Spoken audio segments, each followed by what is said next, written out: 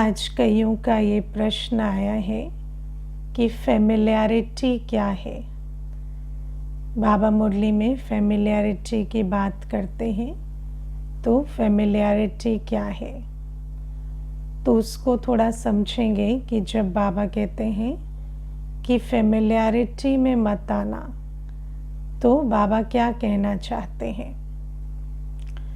तो सबसे पहले समझना है कि बाबा ने हमें श्रीमत दी है कि गृहस्थ व्यवहार में हमें कैसे रहना है, न्यारा और प्यारा, है ना। गृहस्थ व्यवहार में हमें न्यारा और प्यारा रहना है। किससे न्यारा? मित्र संबंधियों के से बुद्धि योग से न्यारा और बाप का प्यारा। अब हम अपने आप से पूछें कि क्या हम न्यारे प्यारे रहते हैं? न्यारे नहीं रहते, इसीलिए बाप के प्यारे भी नहीं रहते। तो वो जो न्यारा नहीं होते, तो उसका ऑपोजिट क्या होते हैं? लिपायमान होते हैं, है ना। मित्र संबंधियों में गृहस्थ व्यवहार में रहते जो लौकिकता है हमारे अंदर, ये होता है ना दे अभिमान कि ये मेरा फलाना है, ये मेरे माँ है, पिता है, भाई है, बंधु है। तो वो जो लिपायमानी है वो उनके साथ उस आधार से होती है। दे अभिमान के कारण हम लिपायमान होते हैं। और फेमिलियरिटी को अगर हिंदी में कहें तो कहेंगे लिपायमानी। तो ये जो लिपायमान होने की आदत है वो क्यों आती है? क्योंकि हमारे अंदर दे अभिमान है, ये मेरे हैं, तो ये मुझे समझते हैं, ये मेरे संबंधी हैं, इनसे मुझे संबंध का सुख मिलेगा, प्राप्ति मिलेगी। तो ये सारा क्या है? ये लिपायमानी को फेमिलियरिटी कहा जाता है। और फेमिलियरिटी जो शब्द है वो 80s 90s में बहुत यूज़ होता था। जैसे कई शब्द होते हैं ना जो एक समय पर बहुत यूज़ होते हैं और बाद में नहीं होते हैं। तो आज इंग्लिश लैंग्वेज में फेमिलियरिटी शब्द इतना यूज़ नहीं होता, लेकिन उस समय पर बहुत यूज़ होता था। और ये बाबा की मुरलियाँ भी जो है, इससे भी पहले जो है ना, जो मुरलियों के समय जो बाबा की मुरली चल रही है उन टाइम पर भी बहुत यूज़ होता था ये शब्द। और फेमिलियरिटी का जो ऑपोजिट होता है वो होता है फॉर्मेलिटी, है ना, फॉर्मल रहना, जिसको बाबा हमें कहते हैं न्यारा प्यारा रहना। तो बाबा हमें कहते हैं गृहस्थ व्यवहार भले हैं, लेकिन क्योंकि हमें आत्मा का ज्ञान मिल गया है और ये भी ज्ञान मिल गया है कि इस सृष्टि रंगमंच पर हम कोई एक दूसरे के माता पिता भाई बहन बंधु सखा नहीं है, हम किसी के, है ना, युगल या पति पत्नी नहीं है। हमारे तो सर्व संबंध एक बाबा से है। बाकी तो हम सब एक एक आत्मा है जो इकट्ठे एक स्टेज पर पार्ट बजाते हैं। तो जब हमें ज्ञान मिल गया है तो फिर हम लौकिक में रहते भी इस ज्ञान के आधार से कि जो सामने बैठा है वो मेरा भाई बंधु सखा माता पिता युगल बच्चे नहीं है, वो एक आत्मा है। और हमें उनके साथ कैसे चलना है? बाप का प्यारा और संबंधों में न्यारा होकर। और एक इंग्लिश में कहावत आती है फेमिलियरिटी के बारे में, कहते हैं फेमिलियरिटी ब्रीड्स कंटेम्प्ट। माना जहाँ पर फेमिलियरिटी होती है वहाँ आप अपना सम्मान खो देते हैं, है ना। जहाँ पर फेमिलियरिटी होती है ना, जहाँ पर आप इस लिपायमानी में आते हैं, जहाँ आप अपनी मर्यादा में नहीं रहते। जब आत्मा अपनी मर्यादा में नहीं रहती, आत्मा आत्मिक स्मृति में नहीं रहती, तो क्या करती है? अपने सारे जो पुराने संस्कार हैं उनको अनफिल्टर्ड सामने वाली आत्मा के सामने रख देती है। और आत्मा क्या सोचती है कि सामने वाला, क्योंकि वो आत्मा मेरा माता पिता भाई बंधु सखा है या युगल है या बच्चा है, वो समझेंगे। लेकिन वास्तव में किसी आत्मा के अंदर भी आज इतनी ताकत नहीं है कि वो हमारे पतित संस्कारों का बोझ उठा सके। इसीलिए जितनी हम फेमिलियरिटी में आते हैं उतना हम अपना सम्मान खो देते हैं, क्योंकि हम जो अपने पुराने संस्कारों को, कोई भी है ना, पुराने संस्कारों को अभिव्यक्त करते हैं। बाबा हमें कहते हैं पुराने संस्कार तो हर आत्मा में है, लेकिन हमें इस बात का ध्यान रखना है कि पुराने संस्कार कर्म में ना आए, है ना। पुराने संस्कारों के आधार से कोई संकल्प भी चला तो भी कर्म में आने के समय हम उन पुराने संस्कारों के आधार से कर्म में ना आए। लेकिन जहाँ फेमिलियरिटी होती है ना, और फेमिलियरिटी कहाँ होती है, ज़्यादातर लौकिक में, क्योंकि फैमिली से फेमिलियरिटी आती है ना। तो जहाँ हम परिवार समझने लगते हैं, कई बार अलौकिक में भी जब बहुत परिवार उल्टे रूप से समझने लगते हैं ना, तो यहाँ भी फेमिलियरिटी आ जाती है। फिर क्या होता, फिर ईश्वरीय मर्यादा या अपने को आत्मा समझ अपने श्रेष्ठ संस्कारों से कर्म में नहीं आते। तब क्या होता है, जो अपने पतित संस्कार हैं उनको बिल्कुल अनफिल्टर्ड किसी भी आत्मा के सामने रख देते हैं, और उससे क्या होता है, हमें ऐसा लगता है कि वो समझ रहे हैं या वो तो हमारे अपने हैं, लेकिन वास्तव में जितनी फेमिलियरिटी होती है उतना आप अपना सम्मान खोते जाते हैं।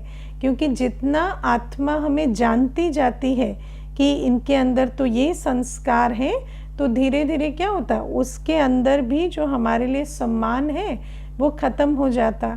और जब लौकिक व्यवहार में ऐसी देहाभिमान के वश फेमिलियरिटी में आते हैं और फिर हम कोशिश करते हैं उन आत्माओं को ईश्वरीय ज्ञान सुनाने की, तो वो हमसे नहीं सुनते, है ना। वो हमसे क्यों नहीं सुनते, क्योंकि वो कहते हैं कि जहाँ आप क्लास करते हो, जो आपके बाबा हैं वो तो आपको जानते नहीं हैं, हम तो आपको जानते हैं ना आप कैसे हैं तो इसीलिए हम तो आपके इस झांसे में नहीं आने वाले। लेकिन वास्तव में बाबा तो जानता है कि हम कौन हैं, कैसे हैं। बाबा से ज़्यादा तो कोई भी नहीं जानता, या निमित्त भी जानते हैं। लेकिन हम बच्चों को और बाबा को तो ये समझ है ना, ज्ञान है कि आत्मा के अंदर जो पुराने संस्कारों के अलावा आधार आत्मा के अंदर शुद्ध श्रेष्ठ संस्कार है, और ब्राह्मण आत्माओं के अंदर तो दिव्य संस्कार है। तो बाबा और जो ब्राह्मण परिवार है, स्पेशली जो निमित्त होते हैं, वो तो उसे देखकर चलते हैं। लेकिन जो लौकिक वाले होते हैं वो तो ये नहीं जानते कि आप एक देव आत्मा है, वो तो बस वो देखते हैं जो वो कर्मों में देख रहे हैं। और फिर जब वो वाले संस्कारों की छाप उनके अंदर लगी होती है, तो आप कितना भी उनको ज्ञान सुनाए, वो कहेंगे ये तो सब है ना, 100 चूहे खाकर बिल्ली हज को चली, वो वाली बात है। क्योंकि कल तो आप रो रहे थे, कल तो आप शब्द भी बोल रहे थे, कल आपको गुस्सा आया तो आप जाकर, है ना, ऐसा कर्म भी करने लगे थे, और यहाँ पर आप अभी ज्ञान सुनाने हमें बैठ गए।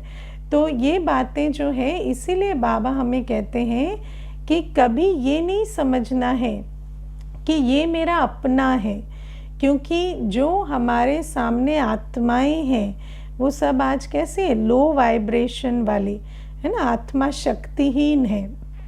और किसी भी आत्मा के सामने जब हम आते हैं तो ये समझकर ये हमारे पति हैं, बच्चे हैं, पत्नी हैं, माता पिता हैं, अपने संस्कारों को छुट्टी नहीं देनी है।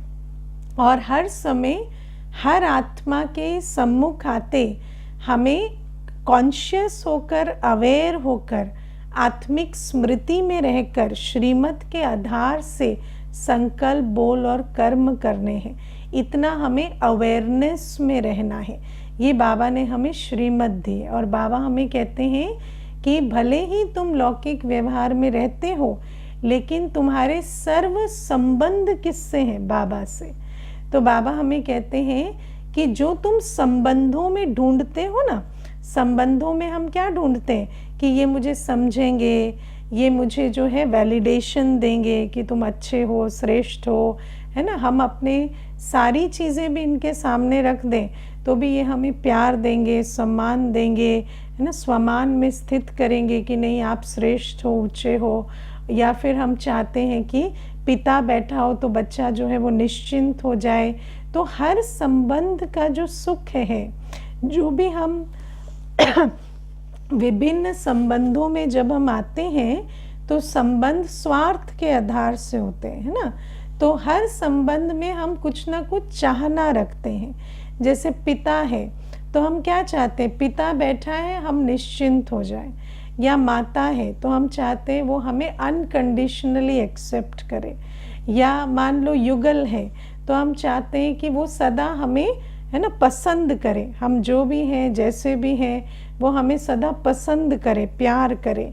या आप मान लो कि शिक्षक है तो हम चाहते हैं वो हमें हर बात का सल्यूशन दे। सतगुरु हैं तो उनके वरदानों से हमें सदा सफलता मिले।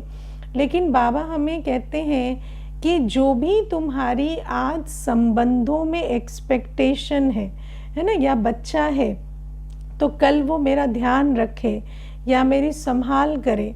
तो बाबा कहते हैं आज जो तुम जिन्हें संबंध समझते हो और जिस एक्सपेक्टेशन से तुम उन संबंधों में आते हो, वो आत्माएं जो वो रोल प्ले कर रही हैं, उनके अंदर वो ताकत नहीं है कि वो आपकी वो एक्सपेक्टेशन पूरी कर सके। आज कोई बाप अपने बच्चे को निश्चिंत नहीं बना सकता। बना सकता है? कोई ऐसा बाप है दुनिया में जिसके बैठे बच्चा निश्चिंत हो जाए कि मेरा बाप बैठा है? जैसे बाबा हमें कहते हैं बच्चे मैं बैठा हूँ, तुम चिंता मत करो। ऐसा कोई भी दुनिया में लौकिक पिता है जो बैठा हो तो बच्चा बिल्कुल निश्चिंत हो जाए, है ना? ऐसा नहीं होता। अभी देखो एक पिता जो है वो आए थे अपने बेटे को लेकर, लौकिक पिता और बच्चा। तो जो पिताजी हैं वो मुझे कहते हैं दीदी मैं जिस एरिया से आया हूँ, जिस कॉलोनी से, वहाँ का मैं वन ऑफ द मोस्ट, है ना, जो सबसे ज़्यादा अमीर और सबसे ज़्यादा पद वाला व्यक्ति हूँ, इन्फ्लुएंशियल व्यक्ति हूँ। और वो कहते कि मेरे पास ऐसी कोई कमी नहीं है। मेरा बच्चा अगर ना भी पढ़े, ना भी जीवन में कुछ करे तो उसको कोई चिंता करने की बात नहीं है। मैंने इतना इकट्ठा किया है, मैंने इतना जमा किया है, लेकिन मेरे बेटे को एंग्जाइटी है। और वो जो मेरा बेटा है जिसको मैं साथ लाया हूँ, मैं चाहता हूँ आप उसकी काउंसलिंग करो या आप उसको समझाओ या जो भी आप लोगों का फॉर्मेट है, क्योंकि किसी ने कहा कि आपके पास लेकर जाएं। तो वो मुझे कहते हैं कि मेरे बच्चे को किस चीज़ की चिंता है ये मुझे समझ नहीं आता, इसको इतनी फिक्रात क्यों है, ये एग्ज़ाम देते वक्त घबराता क्यों है, या इसको पैनिक अटैक्स क्यों होते हैं। तो अब आप विचार करो कि एक लौकिक पिता बैठा है, वो खुद अपने मुंह से कह रहा है कि मेरे पास सब कुछ है, लेकिन वो अपने बच्चे को निश्चिंत नहीं बना सकता। आज एक माँ भी है तो बच्चे को अनकंडीशनल प्यार नहीं दे सकती। माँ भी जो है वो देखेगी कि बच्चा क्या कर रहा है, कैसे चल रहा है, कमा रहा है, नहीं कमा रहा है, पढ़ रहा है, नहीं पढ़ रहा है। उस आधार से कहीं ना कहीं उसके स्नेह में भी अंतर आ जाता है। या शिक्षक है तो शिक्षक को आप पूछेंगे कि आज विश्व का ऐसा हाल क्यों है, या इस प्रकार से जैसे आज बाबा ने कहा सब भ्रष्टाचारी हैं तो श्रेष्ठाचारी कौन बनाए, तो क्या इन प्रश्नों का उत्तर कोई टीचर दे सकता है, या कोई ऐसा सतगुरु है जो वरदान दे तो हम सफलता मूर्त बन जाएं? आज ऐसा कोई भी नहीं है। इसीलिए तो एक गुरु के पास जाते हैं, दूसरे गुरु से मिलते हैं, इस प्रकार से चलते हैं। तो बाबा हमें कहते हैं या कोई युगल है ऐसा, कोई भी पति या पत्नी जो हमें सदा स्नेह दे, सदा हमें पसंद करे, सदा हमें जो है श्रृंगार करे, है ना, कि आप बहुत श्रेष्ठ हो या अच्छे हो या सुंदर हो, इस प्रकार से हम हमेशा किसी को अच्छे लगे ऐसा कोई नहीं होता है ना। कहीं ना कहीं वो सारे सबकी दृष्टि कैसी होती है, कमी कमज़ोरियों पर ही जाती है। और आज अगर देखा जाए तो आपस में दो युगल भी अगर होते हैं तो वो भी एक दूसरे की कमी कमज़ोरी बता बता कर एक दूसरे को नीचे ही खींचते हैं। या कोई भी आज ऐसा नहीं जो हमें स्वमान से भरपूर करे, कोई हमें वैलिडेशन दे। आज हम संबंधों में जाते हैं, अपनी बुरी से बुरी बात बताते हैं, कोई भी हमसे पाप कर्म हुआ, गलती हुई, किसी को बताते हैं तो किसी के अंदर इतनी शक्ति नहीं, भले ऊपर से कह देंगे कोई बात नहीं कोई बात नहीं, लेकिन जैसे ही आप पीठ घुमाएंगे तो कहेंगे देखो कैसे कर्म कर रहे हैं, ये कोई इनके करतूते हैं और इस प्रकार से चलेंगे तो इनका कैसे चलेगा। तो आप देखो कि किसी के अंदर भी ऐसी ताकत नहीं जो हमें एक्सेप्ट करके और स्वमान में स्थित कर सके।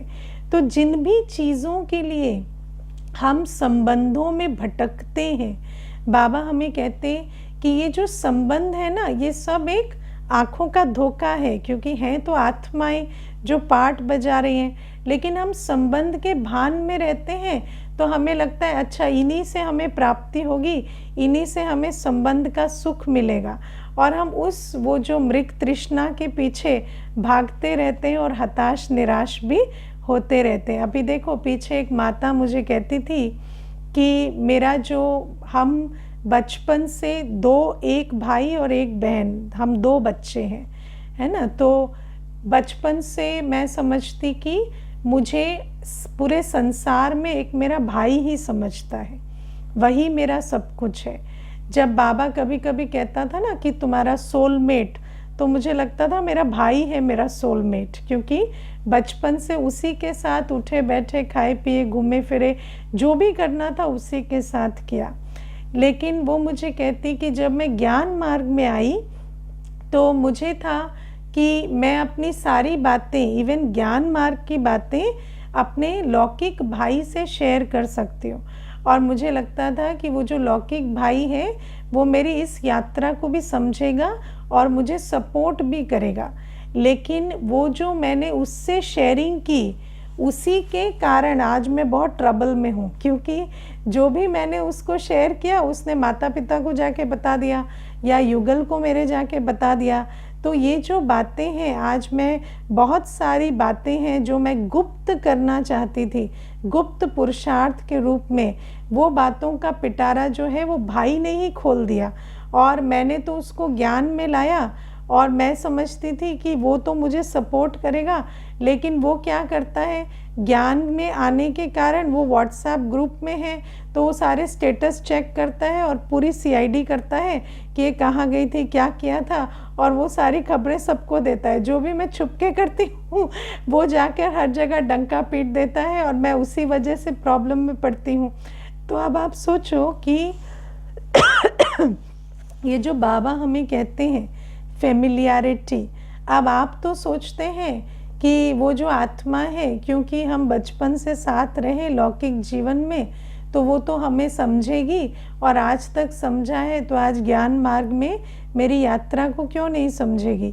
और आप जाकर अपने वीक मोमेंट में, जब आप बाबा के साथ सर्व संबंधों का अनुभव नहीं करते, जब खालीपन होता है तो देहाभिमान जागृत होता है। जब देहाभिमान जागृत होता है तो आप जाके उनके सामने फैल जाते हैं, है ना, कि ये मेरे इमोशंस है और ये मुझे फील हो रहा है और ये मेरे संकल्प चल रहे हैं और मेरे साथ ये हो रहा है वो हो रहा है। और वो जो है वो समझने की बजाय और ही क्या करते हैं, उसको उल्टा समझते हैं। और जब आप उनको ज्ञान सुनाने लगते हो, आप उनको कहते हो कि शिव बाबा ऊँचे थे ऊँचा है, तो कहते हैं अच्छा शिव बाबा ऊँचे थे ऊँचा है, और वो जो कल तुम कह रहे थे उसका क्या हुआ, है ना, उसका वो जो बात कल हुई थी उसका क्या हुआ। तो ये जो, इसीलिए बाबा हमें कहते हैं कि अगर चैरिटी बिगिंस एट होम करना है, अगर हमें, क्योंकि देखो बाबा हमें कहते हैं कि बाबा की श्रीमत है कि हम गृहस्थ व्यवहार में रहते आत्माएं जो हमारे मित्र संबंधी हैं उनका हम कल्याण करें, लेकिन उनका कल्याण करने के लिए हमें सबसे पहले कौन सी बीमारी से छूटना पड़ेगा? ये फेमिलियरिटी की बीमारी, और उसके पीछे जो बीज है दे अभिमान कि ये मेरा, ये मेरा, ये मेरा, उसको छोड़ना पड़ेगा। और गृहस्थ व्यवहार में रहते सदा कैसे रहना है? न्यारा और प्यारा।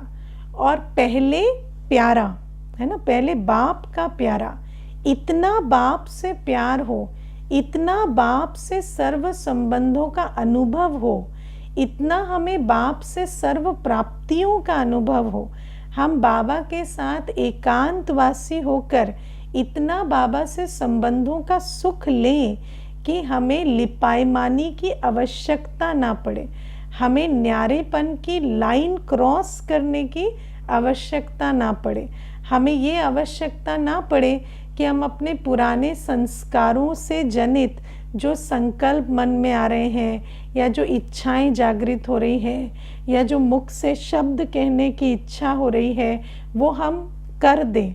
क्योंकि जहाँ पर बाबा के प्यार का बल नहीं होता तो आत्मा के अंदर इतनी ताकत नहीं होती कि वो न्यारी रह सके।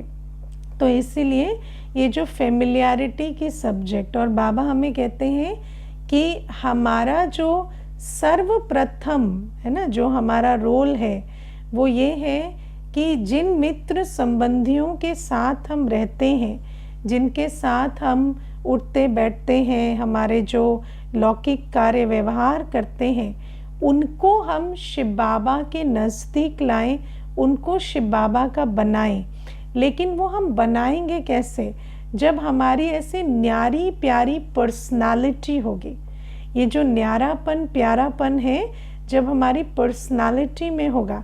जैसे आप देखो, कोई नया है, जब वो आपसे मिलता है तो उसको आपसे कैसी भासना आती है? हर ब्राह्मण से कैसी भासना आती है किसी नए को? जब आप किसी से मिलते हैं और ज्ञान स्वरूप होकर उनके सामने जाते हैं तो उनको कैसी भासना आती है? अरे कितने मीठे हैं, है ना, इनको जितनी समझ है उतनी हमें नहीं है, या इनसे हमें कुछ मिलना चाहिए। इनफैक्ट इतना भी कोई कह देते हैं कि आप आज कुछ बताओ हमें, कुछ ना कुछ हमें, है ना, बाबा की मुरली का कुछ सुनाओ। तो बाबा कहते हैं वो जो न्यारी प्यारी वाइब है ना, वो जो वाइब्रेशन है कि हम न्यारे प्यारे हैं, वो जैसे हम दूसरों को हमसे आती है, ऐसे लौकिक व्यवहार वालों को भी हमसे आए। लेकिन वो कब होगा? जब हम इतना अटेंशन देंगे कि हम एक बाबा के साथ कंबाइंड हो, सर्व संबंधों का अनुभव कर रहे हैं, और जो भी मानो कभी हमारी दिल खट्टी है, कोई हमारे मन में उलझन है, हमें किसके सामने व्यक्त करना है? बाबा के सामने, है ना। और कुछ भी नहीं हो पाया तो निमित्त के सामने, है ना। हमें बता दो, व्हाट्सएप करो, फ़ोन करो, जो भी करो, हमें बता दो। लेकिन जब हम लौकिक व्यवहार में रहते हैं तो हमें कैसे रहना है? जैसे हम आत्मिक स्थिति में व्यवहार करेंगे वैसा हमारा उनके साथ व्यवहार होना चाहिए। क्योंकि वो आत्माएं हमें कुछ नहीं दे सकती, उनके पास अभी बाबा का ज्ञान नहीं है, या वो बाबा को पहचानते नहीं, हम पहचानते। तो हमसे उनको प्राप्ति होनी चाहिए। और जहाँ फेमिलियरिटी आ जाती है वहाँ तो आत्मा आपके प्रति सम्मान ही खो देती है। और नियम कहता है अगर हम किसी का सम्मान नहीं करते, अगर हमारे दिल में किसी के लिए सम्मान नहीं है, तो उस आत्मा के मुख से हम ज्ञान नहीं सुन सकते, है ना। इसीलिए हम जब हर समय सोल कॉन्शियस होकर रेस्पेक्टफुल लवफुल व्यवहार में रहेंगे, नॉलेजफुल व्यवहार में रहेंगे, तब तो कल हम उस आत्मा को कोई ज्ञान भी सुनाएंगे। कई बार व्यक्ति कहता है, अब जैसे सेंटर पर कोई आता है तो फॉर्मल कोर्स करता है, हमसे नहीं करते हैं घर में। क्यों नहीं करते हैं? क्योंकि सेंटर पे जैसे न्यारे प्यारे रहते हैं हम, ऐसे आप गृहस्थ व्यवहार में न्यारे प्यारे रहेंगे तो वो आपसे कोर्स क्यों नहीं करेंगे? अब आप विचार करो, हम ऑफिस करते थे तो ऑफिस के टाइम पर जो क्योंकि गृहस्थ व्यवहार की तो कोई बात ही नहीं है, सभी ज्ञान में ही थे, तो ऑफिस जब जाते थे वो वाली बात सुनाती हूँ कि 8-8 घंटे जिनके साथ रहते थे, क्योंकि नॉलेजफुल स्थिति में पावरफुल स्थिति में रहते थे तो आसपास बैठने वालों सबने फॉर्मल कोर्स हम ही से किया और वहाँ क्लास भी होती थी और बहुत अच्छे रूप से बहुत विधिवत क्लास होती थी। तो आप विचार करो कि क्यों नहीं हमारे द्वारा सेवा होगी। हम गृहस्थ व्यवहार में, संबंध संपर्क में, ऑफिस में या जहाँ हम सोसाइटी में रहते हैं, हमारे द्वारा बहुत सेवा होगी। लेकिन जहाँ हम फेमिलियरिटी में आते हैं, लिपायमान होते हैं, बॉडी कॉन्शियस होते हैं, ये तो मेरा कुलीग है, मुझे इसके साथ कुलीग जैसा व्यवहार करना है। नहीं, मैं एक आत्मा हूँ, मैं एक दिव्य आत्मा हूँ। मेरा हर किसी के साथ व्यवहार जो है स्नेह, सम्मान और दिव्यता संपन्न ही होना चाहिए। मैं हर एक आत्मा को आत्मिक दृष्टि से देखकर ही व्यवहार में आऊँ। जब इस प्रकार से चलेंगे तो चैरिटी बिगिन्स एट होम करेंगे और हमारे द्वारा मित्र, संबंधियों आदि सबका कल्याण होगा। तो ये पहली चीज़। दूसरा, बाबा कहते हैं हर बच्चे को मुरलीधर बनना है। मुरलीधर बनना माना मुरली सुनाना नहीं होता। मुरलीधर बनना माना हमारा हर बोल मुरली का बोल हो। मुरलीधर बनना माना हमारे मुख से जो भी बोल निकले वो मुरली का बोल हो। आपने कभी जो साकार मुरली की ऑडियो सुनी है? कहीं कहीं पर यूट्यूब में और कहीं कहीं है साकार मुरली की ऑडियो, है ना, जब ब्रह्मा बाबा मुरली सुनाते थे।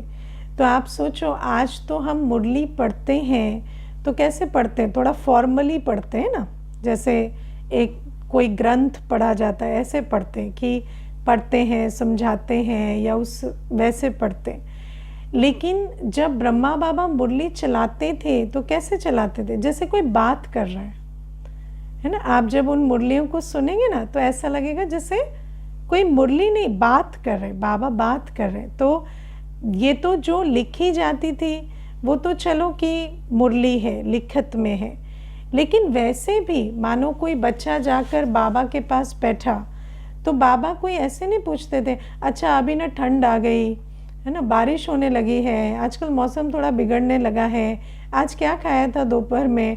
बाबा ऐसे बात नहीं करते थे। बाबा के सामने जो भी बच्चा बैठा तो बाबा के बोल कैसे होते थे? ज्ञान के बोल, वरदान के बोल।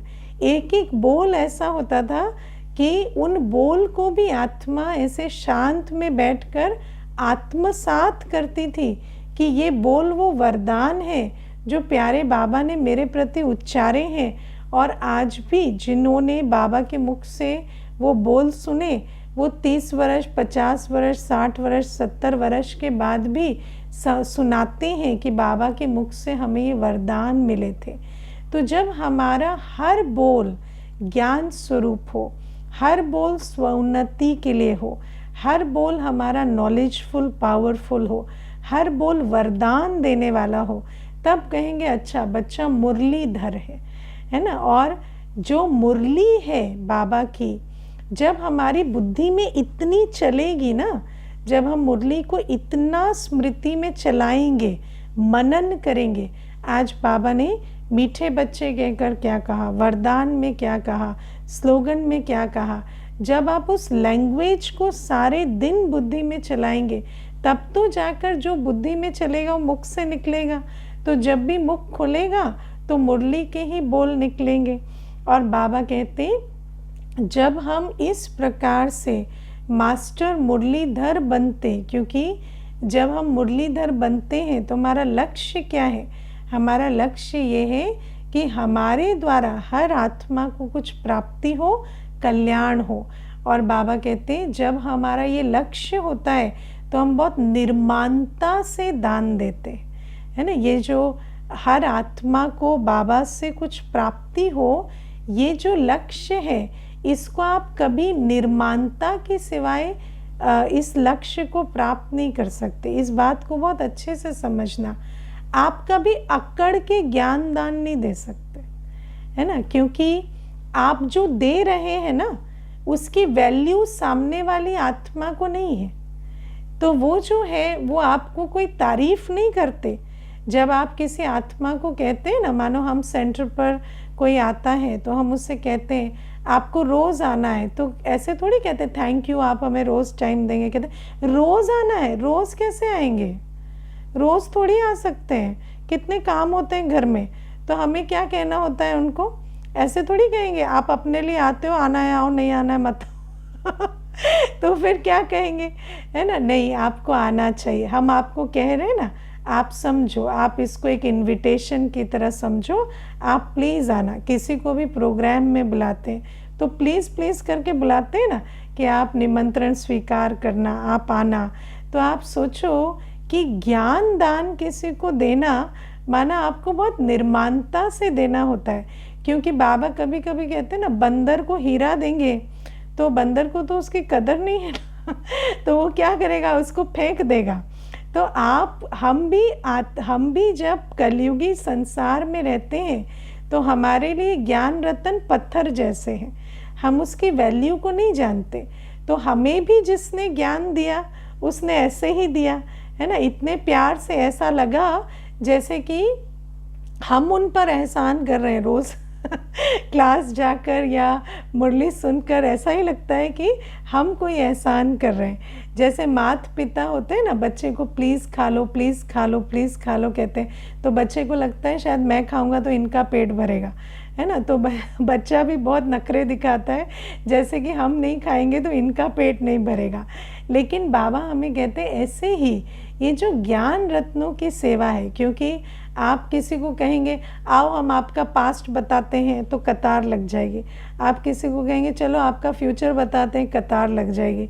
लेकिन किसी को कहेंगे कर्मों की गति समझाते हैं, आत्मा परमात्मा का ज्ञान सुनाते हैं, वो कहता है मैं इंटरेस्टेड नहीं हूँ, है ना। तो बाबा हमें कहते हैं इसीलिए आपको बहुत निर्माणता से ये दान देना पड़ता है, बड़ी युक्ति लगती है, बहुत निर्माणता रखनी पड़ती है, तब जाकर आप ये फिलैंथ्रोपी, ये जो मानव कल्याण की जो सेवा है, और जिस मानव कल्याण की सेवा से मानव देव बन जाता है, वो जो सेवा है उसके लिए एक तो आपको मुरलीधर बनना है, दूसरा बहुत निर्माण होना है, और तीसरा ये भी बुद्धि में रखना होता है कि जो भी कर रहे हैं वो दाता का दिया हुआ दे रहे हैं, है ना। कभी ये ना आए कि मैंने सेवा की, मैंने बताया, क्योंकि जहाँ मैंने आता है वहाँ मैंने ख़त्म हो जाता है, उसके बाद वो पाठ ख़त्म हो जाता है। इसीलिए बाबा हमें कहते हैं दोनों तरफ से निर्माणता, ज्ञान दान देने में भी निर्माणता, और फिर ये भी स्मृति में रखना है, अभिमान ना आए कि बाबा का दिया हुआ देते हैं, हम अपनी झोली से कुछ नहीं देते, इसलिए वो भी अभिमान ना चढ़े, उसका ध्यान रखना होता है। और फिर आज बाबा हमें कहते हैं एक ही जादुई चाबी है, मेरा बाबा, है ना। दिल से मेरा बाबा कहा तो सर्व खजाने मिल जाते हैं, और जो भी आकर्षण है वो ख़त्म हो जाती है। अब आकर्षण दो रूप से होती है, एक तो जो चीज़ बहुत भयानक होती है वो भी बहुत आकर्षण करती है, क्योंकि उसको भी बुद्धि से निकाल नहीं सकते, और जो चीज़ बहुत प्यारा स्वरूप लेकर आती है उसके भी आकर्षण में फंस जाते हैं। तो बाबा कहते हैं माया भी दो रूप धर कर आती है, डरावना और लुभावना, है ना। लेकिन ये दोनों रूप जो है उसमें हम फंसते कब है, जब आत्मा भरपूर नहीं है, जब आत्मा खालीपन में है ना, तो इन दोनों माया के रूपों में फंसती है।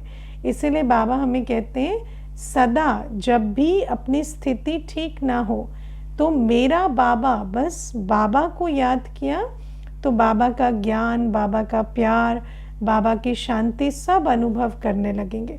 और फिर जिस भी परिस्थिति हम हैं, या जिस भी प्रभाव में हम खिंच रहे थे, वो प्रभाव खत्म हो जाएगा, और हम आत्मा अपने स्वमान के आधार से श्रेष्ठ कर्म कर सकेंगे। अच्छा, ओम शांति।